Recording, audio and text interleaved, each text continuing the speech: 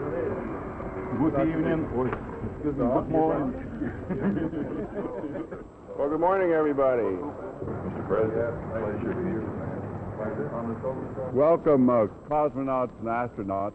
Depending on where you're standing, you can see all three of the vehicles in our manned space program. The very small Mercury over there, the Gemini behind us, the Apollo. You might just want to take a minute to wander around here and... It is our nature to explore, to strive, to seek, to find, and not to yield. In mid-July, 2 Soviet cosmonauts and 3 American astronauts will go into orbit above the Earth and join their capsules in space. Apollo-Soyuz is the mission, the name of a Greek god and the Russian promise of friendship. Our joint flight will be today. And so we are joined in this mission of science. Go ahead, over. In summary, we are on schedule to meet the launch date next July, and we see no problems at this time. Everything is okay.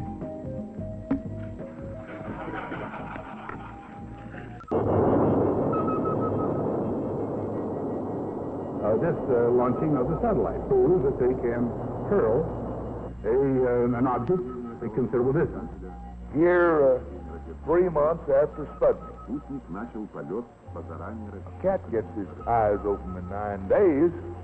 I understand that an observation was made that there was some disappointment about the timetable in the rocket and missile field.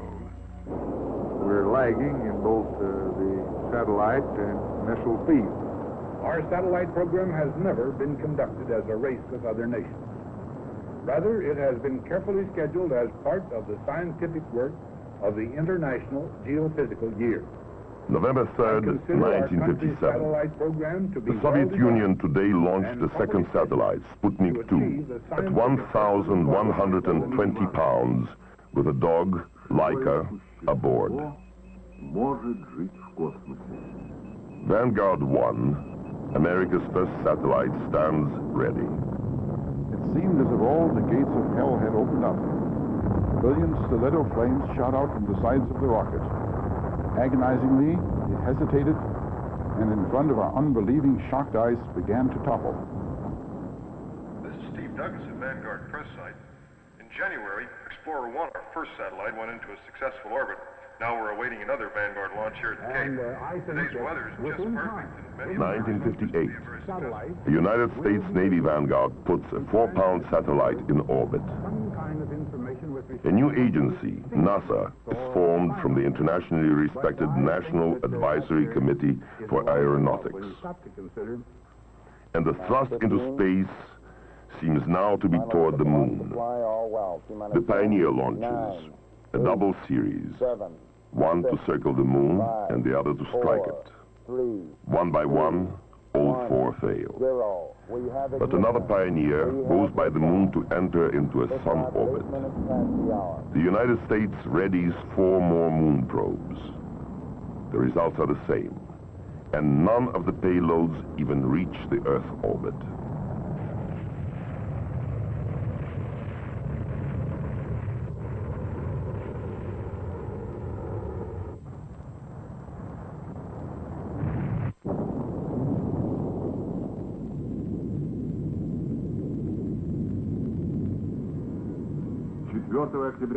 Earlier, the Soviet Union had launched Sputnik 3, a space laboratory weighing almost 3,000 pounds. Now the USSR is ready for the moon. The first attempt fails. And then, on September 12, 1959, Lunik 1 hits the moon, and Lunik 3 orbits the moon, transmitting photographs of the hidden side. 17 months later, the USSR launches the first Venus probe, Sputnik 8. It fails when its radios go dead a week out on the 3-month voyage. The Soviet Union would launch 13 Venus and Mars probes before they have a success.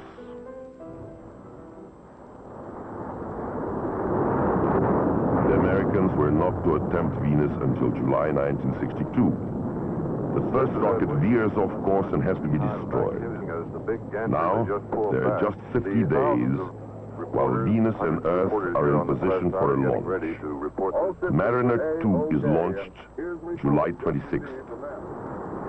The results are extremely gratifying to the world scientific community. On August 12, 1960, a flight takes place which truly proves that man can work in space.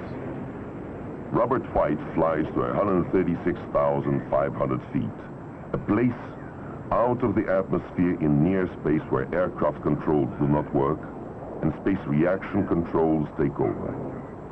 A year later, the X-15 flies to 246,700 feet with pilot Joe Walker, and then to almost 60 miles up with Bob White.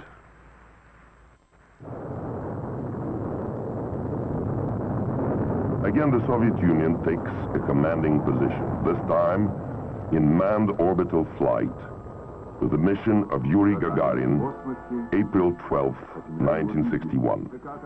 Two failures of unmanned test vehicles precede this flight. One burns up on re-entry into the atmosphere, and the other, on a signal to re-enter, instead goes into a higher orbit and is lost. The United States Project Mercury astronauts are selected, and the usual press conference introduces them. The schedule is plagued with repeated failures. 9, 8. Then, Alan Shepard is launched into a ballistic arc. Again, express my congratulations to Alan Shepard. We're very proud of him, and I speak on behalf of the Vice President, who is Chairman of our Space Council, and who bears great responsibilities in this field, the members of the House and Senate Space Committee who are with us today, and this decoration, which is gone from the ground up here. And so I was part in between. He couldn't get any closer, and I couldn't get into him. Gus Grissom's narrow escape. He's almost lost during recovery. He didn't get in close enough for me to get hold of the swing, and then everything was pretty good with me. Made certain that this country rode the first waves of the Industrial Revolution, the first waves of modern invention, and the first wave of nuclear power. And this generation does not intend to founder in the backwash of the coming age of space. We mean to be a part of it.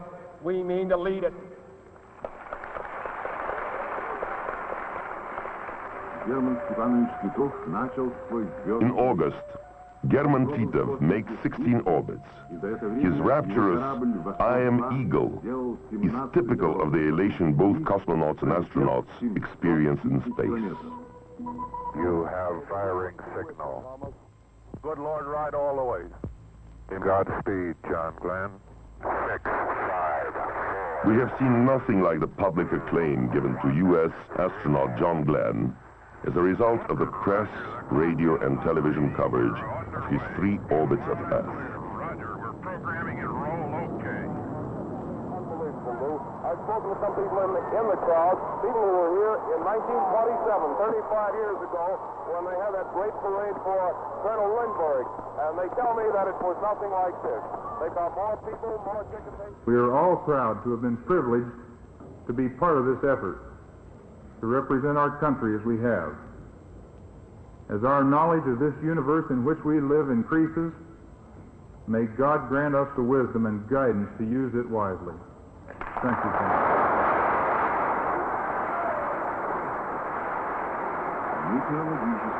The first space cooperation between the United States and the USSR comes in the fields of meteorology and communications.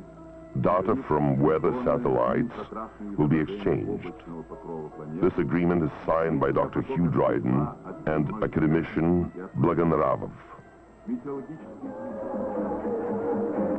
The United States orbits astronaut Carpenter, then Schirra, and then the last launch in Project Mercury, Gordon Cooper's, which expands the envelope of United States manned spaceflight experience. The Soviet Union is now concerned with the problems of multiple flights and rendezvous.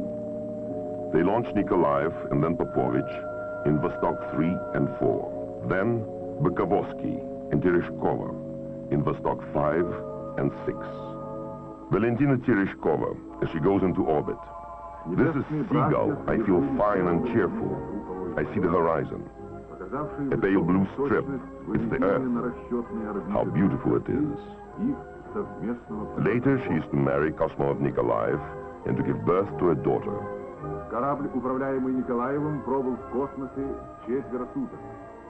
The United States launches a series of amazingly successful satellites for meteorology, navigation, and communication.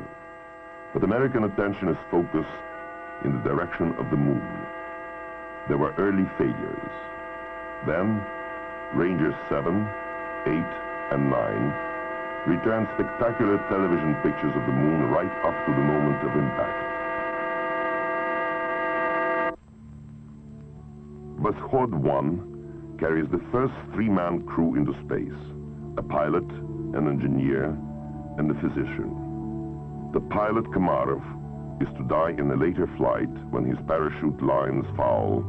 The chute doesn't open. Then cosmonaut Alexei Leonov startles the space-watching world with his trip outside his spacecraft in orbit. The Soviets call it a spacewalk. 10 space flights called Gemini produce the kind of technical experience needed to put astronauts on the moon. The highlight event is Edward White's spacewalk. You could almost not tag me in, but I'm coming. You took that 3.5 more days ago, buddy. I know. 2 years later, White is dead in a disastrous fire in a ground test of an Apollo capsule. Lost also are astronauts Gus Grissom and Roger Chaffee.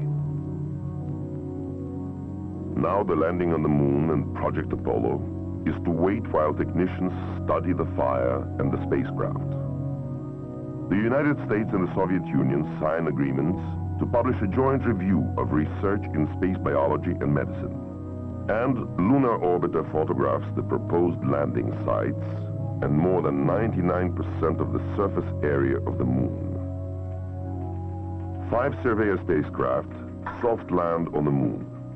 The results indicate the composition of the lunar soil and that a spacecraft like the Apollo lunar lander can be supported on the surface. The Soviet Union decides not to attempt a manned landing on the moon, but to explore with unmanned spacecraft and robot vehicles, like these models. February 3rd, 1966. Luna 9 makes a soft landing on the lunar surface, and Luna 10 orbits the moon providing good photographs. December 26th, Luna 13 soft lands and reveals surface-bearing pressures. Zond 5 re-enters Earth's atmosphere, and a payload of animals is recovered after an 8-day circumlunar voyage.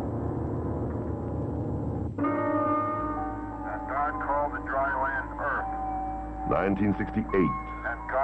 It is Christmas Day. And from the crew of Apollo 8, we close with good night, good luck, a Merry Christmas, and God bless all of you on the good earth.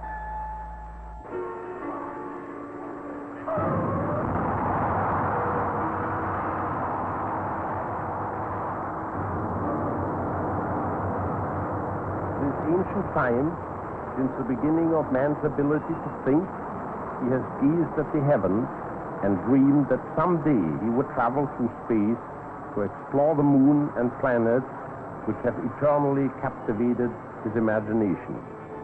Today the dream has been realized. We are on the moon.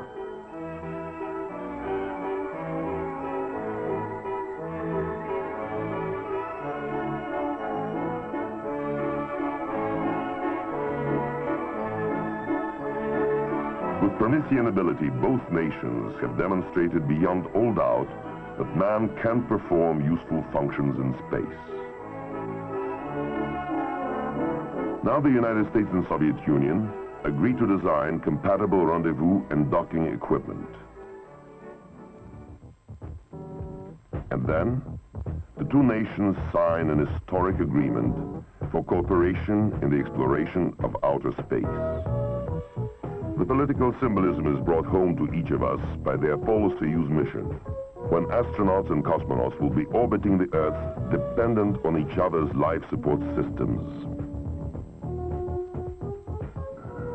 I would like to introduce to you our honored guest this evening. We've all read about the cosmonaut-astronaut team preparing for joint space exploration next July.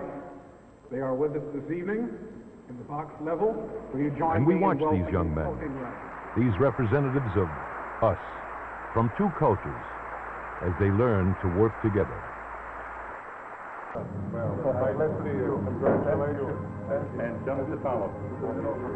A meeting with President Ford and an invitation by the President to a Virginia Crab Fest. There is the possibility of some cultural shock in both countries.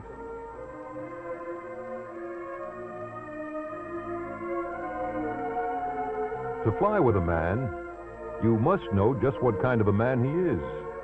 And so we watched each other. We ate space food, green shchi, borscht, harcho. Rocket, our very big one that goes to the moon, we have shown just with a model over here on the wall. And I learned English about 7 months. We looked over each other's spacecraft. That time, Alexei Leonov, the command pilot of Soyuz, is 41, a colonel in the Red Air Force, graduated from Chuguyev Air Force School with distinction. He is a gifted artist. Tom Stafford, command pilot of Apollo, is 45, a brigadier general in the Air Force and a graduate of the Naval Academy. Starting to work together in procedures. We have a working relationship that's quite good with the Soviet Union. I'm sure it's going to continue.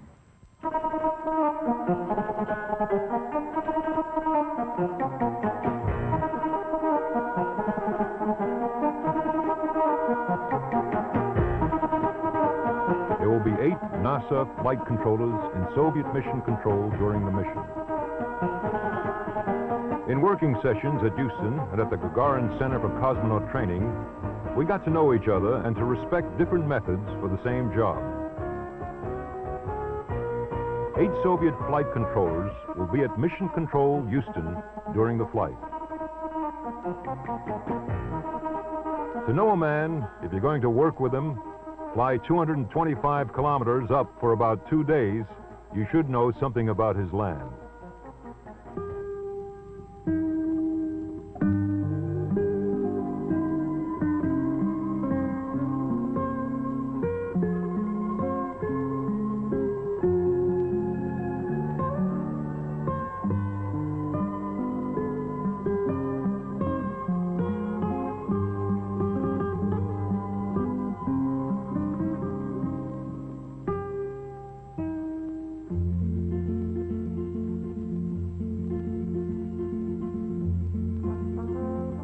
Valery Kubasov, flight engineer for Soyuz, is 40. A mechanical engineer, he flew in 1969 on Soyuz 6 for 118 hours. He's a civilian. Vance Brand, another Apollo crew member, is also a civilian. He's been a test pilot for a number of years, has a master's from UCLA and 2 bachelor degrees from Colorado. He's an aeronautical engineer.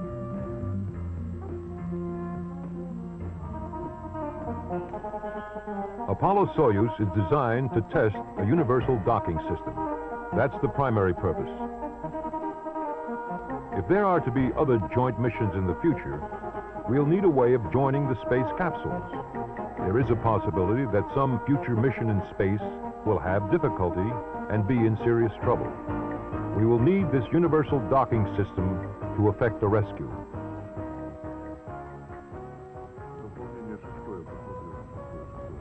The language barrier is gradually coming down. Cosmonauts will speak English and astronauts Russian. Deke Slayton, a civilian and 51, is the third man on the Apollo crew.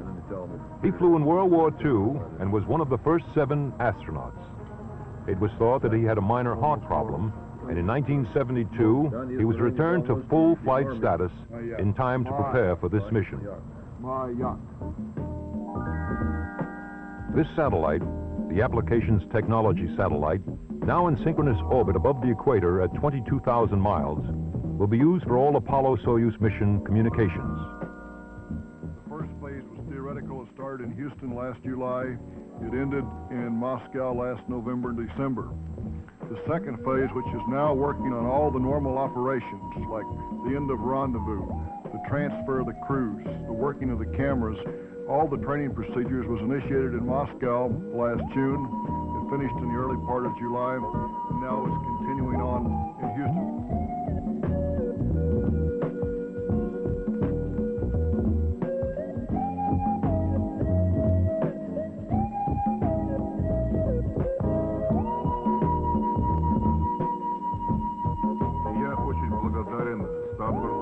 General Vladimir Shatilov, Chief of Cosmonaut Training, has flown twice in space and was designated by the Soviet Union as the leader of the Outer Space Squadron in the joint flight of Soyuz 6, 7, and 8. Other pilots and engineers will serve as backup crews.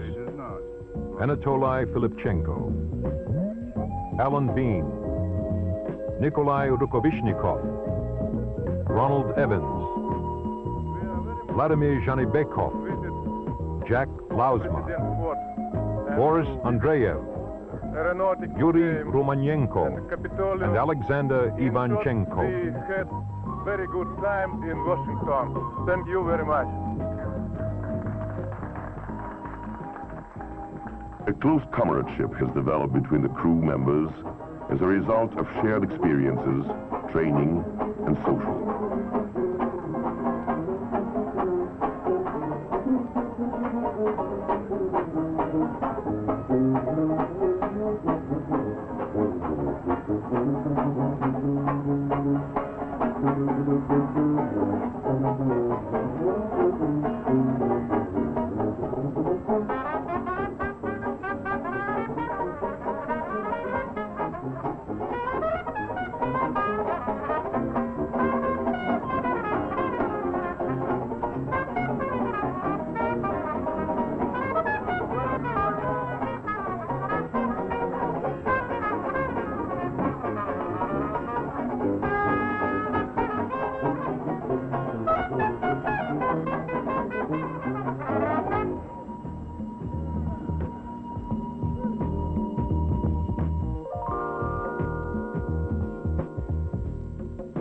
The Soviet Soyuz rocket will lift off from the Baikonur Cosmodrome in Kazakhstan at 1220 Greenwich Mean Time, July 15th.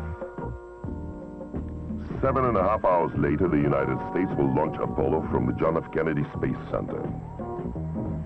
The 2 spacecraft will begin a series of maneuvers to prepare for rendezvous and docking of Soyuz and Apollo. Docking will occur prior to darkness and during the 36th orbit of Soyuz and Apollo's 29th revolution of Earth. The rendezvous procedure calls for the Soviet crew to establish a near-perfect circular orbit at 225 kilometers. The American Apollo crew will close and initiate contact with Soyuz. Scientific experiments will be conducted by the crews on a joint basis. Now with Apollo-Soyuz, we open the way to a true partnership within the family of man on this spaceship Earth.